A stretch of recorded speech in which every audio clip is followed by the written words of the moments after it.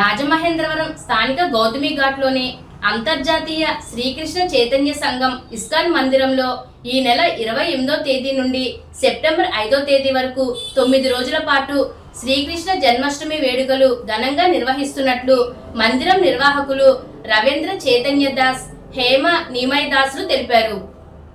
ఈరోజు ఇస్కాన్ మందిరంలో శ్రీహరి కరుణదాస్తో కలిసి ఏర్పాటు చేసిన మీడియా సమావేశంలో వారు మాట్లాడారు. ఈ సందర్భంగా రవీంద్ర చైతన్యదాస్ మాట్లాడుతూ 2006 నుండి గడిచిన 20 ఏళ్లగా శ్రీకృష్ణ జన్మాష్టమి వేడుకలను వైభవంగా నిర్వహిస్తున్నామని గుర్తు చేశారు.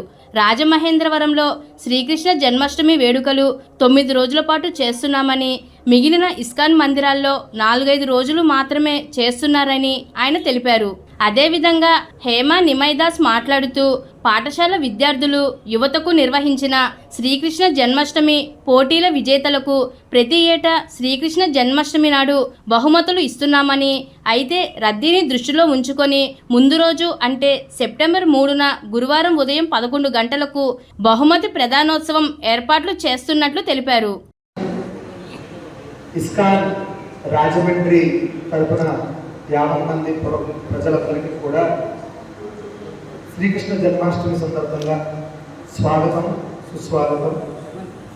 రాబోయేటువంటి ఈ ఆగస్టు 28వ తారీఖు నుంచి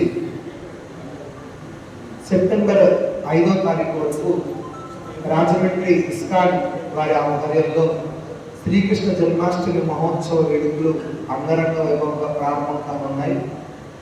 గత 26 సంవత్సరాలుగా ఇక్కడ మన రాజమండ్రిలో ఇస్కాన్ ఆధ్వర్యంలో ప్రతి సంవత్సరం కూడా ఈ యొక్క శ్రీకృష్ణ జన్మాష్టమి వేడుకలు అత్యద్భుతంగా మన ఆంధ్రప్రదేశ్లోనే అతి ప్రభావవంతంగా, అతి వైభవంగా జరిగేటువంటి వేడుకల్లో మన కృష్ణాష్టమి వేడుకలు ఉంది.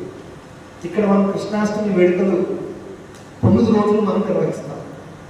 మిగిలిన చాలా ఇస్కాన్ మందిరాల్లో 3 రోజులు కానీ లేకపోతే 4 రోజులు కానీ ఈ కార్యక్రమాలు నిర్వహిస్తారు.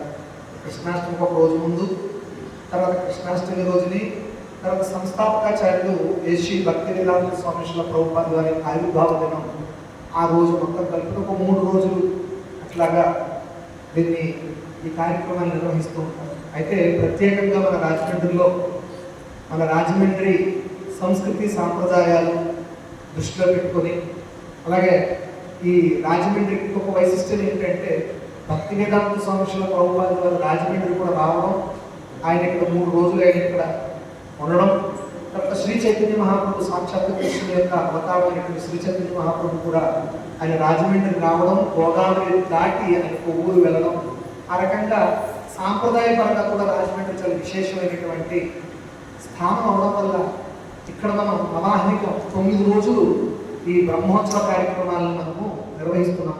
గత సుమారుగా ఒక 20 సంవత్సరాలుగా నిర్వహిస్తున్నాం. సో అందులో భాగంగా ఈ సంవత్సరం కూడా మనకి 28వ తారీఖు దగ్గర నుంచి సెప్టెంబర్ 5వ తారీఖు వరకు ఈ 9 రోజులు మనకి కార్యక్రమాలు ఉంటాయి. ప్రతిరోజు కూడా ఉదయం భగవంతుడికి మంగళహారతి, కృష్ణహారతులు రోజువారీ జరిగేటువంటి కార్యక్రమంతో భాగంగా ప్రతిరోజు కూడా సాయంత్రం 4 గంటలకి ఈ లోకహితాన్ని కాంక్షిస్తూ, ప్రపంచ శాంతిని కాంక్షిస్తూ, విశ్వశాంతికి సంబంధించిన యజ్ఞాలని మనం నిర్వహిస్తూ ఉంటాం. ప్రతి సంవత్సరం జరుగుతుంది. ఆ రకంగా ప్రతిరోజు సాయంత్రం విశ్వశాంతి యజ్ఞాలు మనకు ఉంటాయి.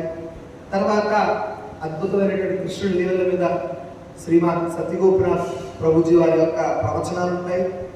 తర్వాత వాహన సేవలు, రోజు ఒక వాహన సేవలు ఉంటాయి. ఒక్కొక్క రోజుకు వాహనం, స్వామివారికి 9 వాహనాల మీద పల్లకి సేవ, గరుడ వాహన సేవ, అశ్వవాహనము, తర్వాత హనుమత్ వాహనము, ఇట్లా గరుడ వాహనము, గజవాహనం, ఇట్లా వాహన సేవలు అన్నీ ఉన్నాయి. 8 రోజులు 8 వాహన సేవలు ఉన్నాయి. తర్వాత మనకి ప్రతిరోజు వాహన సేవలు. కృష్ణాష్టమి రోజు విశేషమైనటువంటి అలంకరణ, విశేషమైనటువంటి భగవద్ దర్శనము, దాంతో పాటుగా ఉదయం నుంచి ఆ రోజు విశేషమైన కార్యక్రమాలు ఉంటాయి. కృష్ణాష్టమి రోజున 4వ తారీఖు నాడు మన శ్రీకృష్ణ జన్మాష్టమి ఉత్సవాలు మనకి జరుపుకుంటున్నాం. ఆ రోజుని మనకి ఉదయం భగవంతుడికి మంగళహారతి, విశేషమైన వస్త్రాల్లో నూతన వస్త్రాల్లో ప్రతిరోజు ఆ రోజు విశేష అలంకరణతో భగవంతుడి దర్శనం. తర్వాత ఉదయం మనకి 10 గంటలకి మనకి శుక్రవారం ఆ రోజు యాక్చువల్గా మనకి స్వామివారికి అభిషేకం ఉందండి. ఎవరికి వెంకటేశ్వర స్వామివారికి ప్రతి వారం జరిగేటువంటి అభిషేకం ఉంటుంది. తర్వాత 10 గంటలకి మనకి పూర్ణాహుతి అంటే అవభృత స్నానం అంటాం. పూర్ణాహుతి కార్యక్రమం అంటే ఈరోజు జరిగిన 8 రోజులు జరిగినటువంటి 7 రోజులు జరిగినటువంటి యజ్ఞాల యొక్క చివరిగా పూర్ణాహుతి కృష్ణాష్టమి రోజు జరుగుతుంది. రోజు ఉదయం పూర్ణాహుతి, తర్వాత అవభృత స్నానం, గోదావరిలో అందరూ కలిసి చక్ర స్నానం అంటాం దాన్ని. ఆ స్నాన కార్యక్రమం అంతా అయిన తర్వాత ఈ కృష్ణాష్టమి సందర్భంగా మన ప్రతి సంవత్సరం చుట్టూ ఉన్నటువంటి ఈ కాలేజ్ స్కూల్ పిల్లలు సో ఆ రోజుని యజ్ఞం అయిపోయిన తర్వాత మనకి మధ్యాహ్నం 3 గంటలకి ఉట్టి ఉత్సవం ఉంటుంది. ఈ చుట్టుపక్కల ఉన్నటువంటి యువకులందరూ కూడా చాలా ఉత్సాహంగా పాల్గొనేటువంటి అద్భుతమైనటువంటి కార్యక్రమం ఉంది. తర్వాత మరి ఈ సంవత్సరం గవర్నమెంట్ పర్మిషన్స్ తెలీదు ఈ స్వామి తెప్పోత్సవం గురించి. పర్మిషన్స్ కనుక ఉంటే మేబీ అది ఉండొచ్చు, లేకపోతే మనం చిన్నగానే ఇక్కడ బోట్ ఫెస్టివల్ ఇదంతా బోట్ ఫెస్టివల్ చేయడానికి ప్లాన్ చేస్తున్నాం. ఆ తర్వాత స్వామివారి యొక్క లీలల మీద ప్రవచనం, ప్రతిరోజు కూడా సాంస్కృతిక కార్యక్రమాలు ఉన్నాయి, ఉంజల సేవలు ఉన్నాయి ప్రతిరోజు. ఆ రోజు కూడా సాంస్కృతిక కార్యక్రమాలు, ఉంజల సేవ, ప్రవచనం. రాత్రి 10 గంటలకు అట్లాగా భగవంతుడి మహాకుంభాభిషేకం ప్రారంభమవుతుంది కృష్ణాష్టమి రోజుని. రాత్రి అభిషేకానంతరం మహాహారతి, అందరికీ కూడా ప్రసాదం ఉంటుంది. అది 4వ తారీఖు నాడు జరిగే కార్యక్రమం. తర్వాత 5వ తారీఖు నాడు చివరి రోజుని ఇస్కాన్ సంస్థాపకాచార్య అయినటువంటి భక్తి వేదాంత స్వామి శ్రీల ప్రభుపాద వారి యొక్క ఆవిర్భావ దినం, ఆయన పుట్టినరోజు. అందుగురించి ఆ రోజుని మనకి ఆయన యొక్క చేసినటువంటి దివ్యమైనటువంటి కార్యాల మీద, కార్యక్రమాల మీద, కార్యాల మీద ప్రవచనం ఉంటుంది. అలాగే భక్తుల యొక్క వాళ్ళ అనుభవాలను కూడా చర్చించడం జరుగుతుంది. తర్వాత ఆయనకి అభిషేకం ఉంటుంది. తర్వాత భక్తులందరికీ కూడా వచ్చినటువంటి అందరికీ కూడా మహా అన్న ప్రసాదం ఇవ్వడం జరుగుతుంది. కృష్ణాష్టమి తర్వాత రోజుని అన్నదాన కార్యక్రమం ఉంటుంది. కృష్ణాష్టమి రోజున అందరూ ఉపవాసం ఉంటాం అందరూ కూడా ఆ రోజుని. అందుగురించి మరుసటి రోజుని అలాగే నందోత్సవం ఉంటాం. కృష్ణుడు రాత్రి పుట్టాడు, మరుసటి రోజు నందుడు ఏం చేశాడు, ఉత్సవం చేశాడు. అట్లాగే మనం కూడా ఏం చేస్తాం, కృష్ణాష్టమి రోజు రాత్రి అభిషేకం చేసి స్వామివారికి ఆహ్వానం పలికి అభిషేకం చేసి అన్ని అయిన తర్వాత మరుసటి రోజుని మనము నందోత్సవంలో భాగంగా అలాగే ప్రభుపాద వారి ఆవిర్భావాన్ని దృష్టిలో పెట్టుకొని మనము మహా అన్నప్రసాద వితరణ మరుసటి రోజు మధ్యాహ్నం చేస్తాం. ఇది జరిగేటువంటి కార్యక్రమాలు. శ్రీకృష్ణ జన్మాష్టమికి స్వాగతం, సుస్వాగతం. ఇస్కాన్ రాష్ట్రంలో ప్రతి సంవత్సరం లాగే ఈ సంవత్సరం కూడా చాలా అంగరంగ వైభవంగా ఈ జన్మాష్టమి వేడుకలు జరుగుతుంటుంది. ప్రభు చెప్పినట్టుగా కార్యక్రమాలన్నీ కూడా అలా జరుగుతాయి.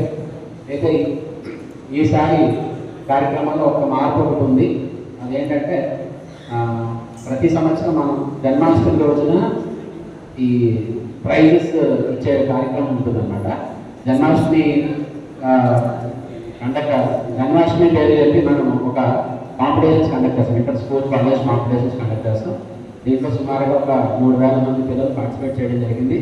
దీంట్లో డ్రాయింగ్, ఎస్ఏ రైటింగ్, తర్వాత క్లాసికల్ డ్యాన్స్, సింగింగ్, తర్వాత డిబేట్, ఎలక్యూషన్, ఇలాగా ఫ్యాన్సీ డ్రెస్, భగవద్గీత శ్లోకాసు, ఇలాగా ఒక 8 రకాలైనటువంటి కాంపిటీషన్స్ పెట్టడం జరుగుతుంది. సో దీంట్లో ప్రైజ్ వినర్స్కి ప్రైజెస్ మనం ఏం చేస్తామంటే జన్మాష్టమి రోజున మధ్యాహ్నం 11 గంటలకు ఇవ్వడం జరుగుతుంది. కానీ ఈసారి ఏంటంటే శుక్రవారం వచ్చింది, ఉదయం అభిషేకం ఉంటుంది, గోవింద శ్రీనివాసకి అభిషేకం ఉంటుంది. సో అభిషేకము, తర్వాత ప్రవచనం, భాగవత ప్రవచనం ఉంటుంది. ప్రవచనం తర్వాత యజ్ఞము, యజ్ఞం తర్వాత అవభృత స్నానము, తర్వాత ఉట్టుకొట్టే ఉత్సవం, ఇవన్నీ ఉన్నాయి. సో బాగా హెవీగా ఉన్నాయి కార్యక్రమాలు అని చెప్పి ఈ కార్యక్రమాన్ని 3వ తారీఖుకి మార్చడం జరిగింది. ఇది ఒకటి అందరూ కూడా గమనించాల్సిన విషయం. ఎందుకంటే ప్రతి సంవత్సరం జన్మాష్టమి రోజునే మనం ప్రైజ్ డిస్ట్రిబ్యూషన్ చేస్తాం. ఈ సంవత్సరం మాత్రం అందులో రద్దీ ఎక్కువైపోతుంది, పిల్లలు కూడా ఇబ్బంది పడుతున్నారు.